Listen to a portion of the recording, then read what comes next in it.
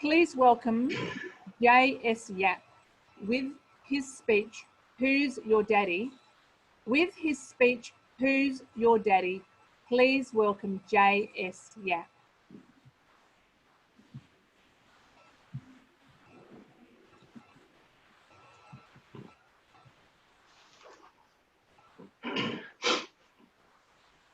Who's your daddy?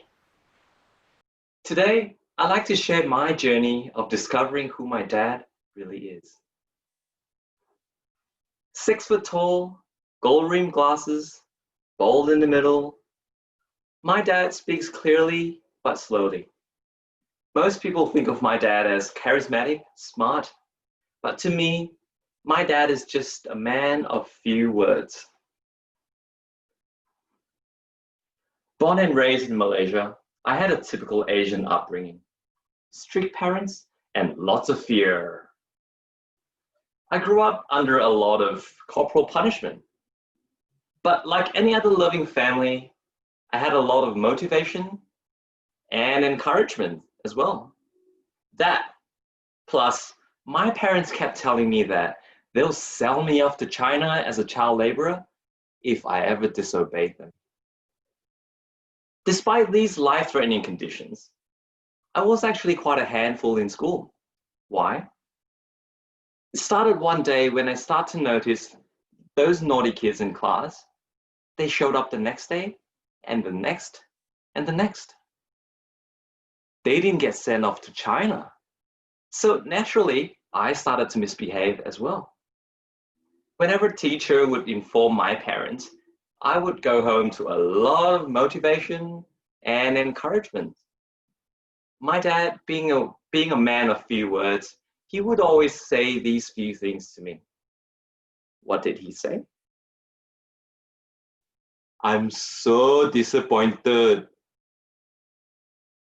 I remember my 7th grade teacher telling me that when I grow up, I could be anything I want. And apparently I became a disappointment. In uni, I chose to study not medicine, not law, not engineering, but biotechnology. Because every one of us wants to be superhuman, we want to live forever. That's why I knew that if I became a pioneer in biotechnology, my future would be light. That's right. But what did my dad say? I'm so disappointed. After uni, I didn't become a doctor. I didn't become a lawyer. No, much better. I became the prawn star. That's right, the prawn star. You see, my first job, I was domesticating deep sea prawns, and I would be breeding prawns all day long. And I did it so much that people started calling me the prawn star. And to me, that's the coolest job title in the world. Just imagine handing out your business card. Hello, I'm JS, the prawn star. Safe to say, I was proud as a prawn. But what did my dad say? I'm so disappointed. A few years ago, I married the most loving, caring, and beautiful woman in my life. I assure you, she did not marry me for my job title. But there's a catch. My perfect wife doesn't speak Chinese. And what did my dad say? Nothing. He didn't say anything. In fact, my dad didn't speak to me for 3 months. Let me ask you, if Scarlett Johansson wants to marry you, does it matter if she doesn't speak Chinese? To me, it doesn't matter if she doesn't speak at all, right? So how can my dad be so unreasonable and so biased? What does he even want from me? I was absolutely furious that I vowed to never speak to him ever again. Until I got a call from my uncle. You see, in many Asian upbringing, the communication between parents and offsprings are often not that great. My dad's communication style was, I'm big, you're small, I'm right, you're wrong, I say, you do, don't ask why. That's why growing up, I never understood what I've done wrong and why my dad was always so hard on me. Over the phone, my uncle told me more about my dad's childhood.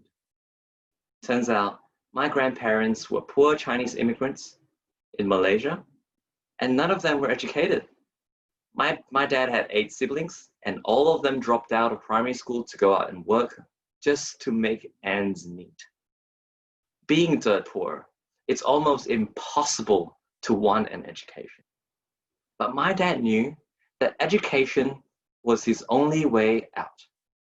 So my grandparents had to sell off the family home to send him off to Taiwan to study. They even sold their only pig to buy him a ticket to travel by boat. And my uncle said that was such a beautiful pig. At that moment, I realized all my dad wanted was for me to have the advantages in life that he never had. He didn't want me to go through the hardship that he did. But being a man of few words, the only way he knew how to push me forward was to show his disappointment.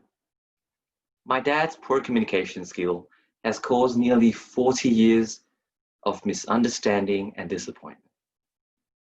After the call, I flew back to Malaysia to meet my dad, and I told him, I'm sorry, Dad, I didn't know.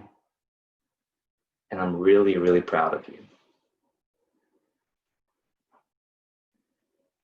Ladies and gentlemen, how many of us are guilty of causing pain to people we love because of poor communication? And how effective are we in communicating our best intentions? That's why for me, I vow to improve my communication so that I won't repeat my dad's mistake. And in future, when people ask my kids, who's your daddy? They'll say, the communication star. Thank you. Back to you, Des Cheng.